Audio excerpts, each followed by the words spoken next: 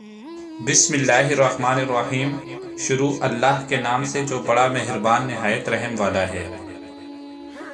خدا تعالیٰ نے بیوی سے لذت اندوز ہونے کو جائز قرار دیا ہے، اسی نے لونڈی سے بھی لذت اندوز ہونے کو جائز قرار دیا ہے۔ چنانچہ قرآن کریم میں متعدد مقامات پر یہ مضمون بیان ہوا ہے۔ مثلاً ترجمہ: اگر تمہیں اندیشہ ہو کہ تم یتیم لڑکیوں کے بارے میں انصاف نہ کر سکو گے تو ان عورتوں سے نکاح کرو جو تمہارے لیے پسندیدہ اور حلال ہوں، 2 اور 3 اور 4 مگر یہ اجازت شرطیہ عدل ہے۔ پھر اگر تمہیں اندیشہ ہو کہ تم زائد بیویوں میں عدل نہیں کر سکو گے تو صرف ایک ہی عورت سے نکاح کرو، یا وہ کنیزیں جو شرعاً تمہاری ملکیت میں آئی ہوں۔ ایک اور جگہ ارشاد ہے، ترجمہ: اور تم میں سے جو کوئی اتنی استطاعت نہ رکھتا ہو کہ آزاد مسلمان عورتوں سے نکاح کر سکے تو ان مسلمان کنیزوں سے نکاح کر لے جو شرعاً تمہاری ملکیت میں ہیں۔ یہاں لونڈی یعنی کہ باندی کا معنی اور اس سے آقا کے لذت اندوز ہونے کی شرائط ضرور سمجھ لیں۔ لونڈی غلام اسلام کے دور اول میں یا تو وہ لوگ تھے جن کو صدیوں سے معاشرے کے غالب طبقے نے دبا رکھا تھا اور ان کی باقاعدہ تجارت ہوتی تھی اور منڈی میں قیمت لگتی تھی۔ اس غلامی کی بس اتنی سی قانونی پوزیشن تھی کہ وہ دنیا میں کسی بھی چیز کے مالک نہ تھے، اور جب سے انہوں نے ہوش سنبھالا تھا اپنا بکنا بکانا دیکھا تھا، نہ کوئی وطن، نہ گھر، نہ ان کی سوچ، نہ رائے، نہ ارادہ یا اختیار۔ اس غلام کو اسلام نے مختلف صورتوں سے کفارات و صدقات کی شکل میں ختم کیا اور کسی آزاد کو غلام بنانا گناہ کبیرہ قرار دیا، گویا آئندہ کے لیے غلامی کا مستقل طور پر قلعہ کما کر دیا۔ لونڈی غلام وہ لوگ تھے جن سے مسلمانوں نے جہاد کیا، وہ جنگی قیدی بنے، بعد نہ تو تبادلہ اسیران کی صورت میں پیدا ہوئی، کیونکہ مسلمان کافروں کے پاس قیدی بنے ہی نہ تھے، تبادلہ کس سے کرتے، اور قرآن پاک میں بھی اس کا حکم تھا۔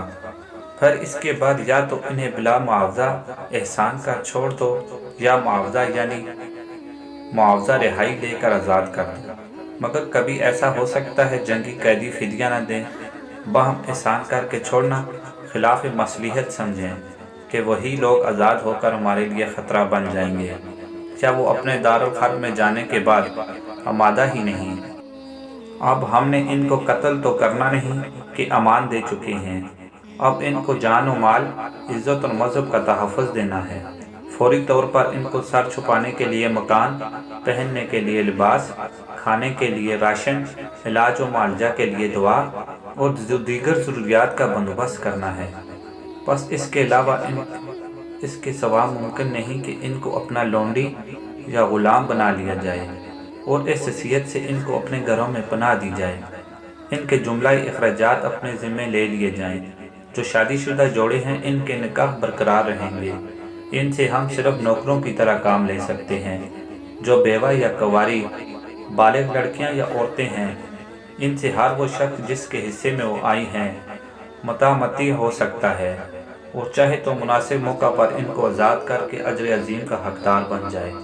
دونوں صورتوں میں اصل مقصود ان کا تحفظ ہے اور ان کو در بدر کی ٹھوکروں، فکر و فاقہ اور دیگر پریشانیوں سے آزاد کرنا ہے۔ یہ ہیں غلاموں کے وہ مختصر حقوق جو اسلام نے دیے ہیں، جن سے آج نام نہاد آزاد متمدن دنیائے آزاد شہریوں کو بھی محروم رکھا گیا ہے۔ اس ظلمانہ طبقاتی دور کے دانشور اور حکمران مسئلہ غلامی کو لے کر اسلام کو بدنام کرتے ہیں، مگر کبھی سمجھنے کی تکلیف نہیں کرتے۔ رسول اللہ صلی اللہ علیہ وسلم نے جنگ بدر، احد، حنین اور فتح مکہ اور دوسرے معرکوں میں کتنے لوگوں کو لونڈی غلام بنایا۔ اسلام نے غلامی کا رواج نہیں دیا، بلکہ مختلف حکیمانہ کوششوں سے غلامی کو ختم فرمایا۔ آج دنیا میں غلامی کے خلاف جو کامیاب تحریکیں جاری ہیں اور جس کے نتیجے میں دنیا کے اکثر ممالک آزاد ہو چکے ہیں، یہ اسلام ہی کا فیضان ہے۔ ہر شخص ہر حالت میں 4 چھوڑو ایک عورت سے بھی نکاح نہیں کر سکتا۔ ایک نکاح کے لیے جسمانی اور مالی استطاعت لازمی شرط ہے۔ اگر کسی کی جسمانی اور مالی استطاعت ہے، اس کو ضرورت بھی ہے، اور ایک سے زائد بیویوں کے ساتھ منصفانہ سلوک بھی کر سکتا ہے تو پھر ایک سے زائد نکاح کر سکتا ہے۔ تعداد ازواج کو بہانہ بنا کر جو لوگ اسلام کے خلاف غلط فہمیاں پیدا کرتے ہیں، وہ خود جس مغربی معاشرے کو مثالی قرار دیتے ہیں، وہاں بھی جو کچھ پابندیاں ہیں صرف نکاح پر ہیں۔ اگر کوئی مذہب شہری متعدد داشتائیں رکھ لے تو اسے معیوب سمجھا نہیں جاتا۔ اس کا مطلب یہ ہے کہ پابندی صرف حلال پر ہے، حرام کی کھری چھٹی ہے۔ اللہ تعالیٰ سے دعا ہے کہ اللہ تعالیٰ ہم سب کو اسلام پر چلنے کی توفیق عطا فرمائے، آمین۔ مزید اسلامک ویڈیوز دیکھنے اور ہماری فیملی کا حصہ بننے کے لیے چینل کو سبسکرائب کرنا نہ بھولیں۔ شکریہ۔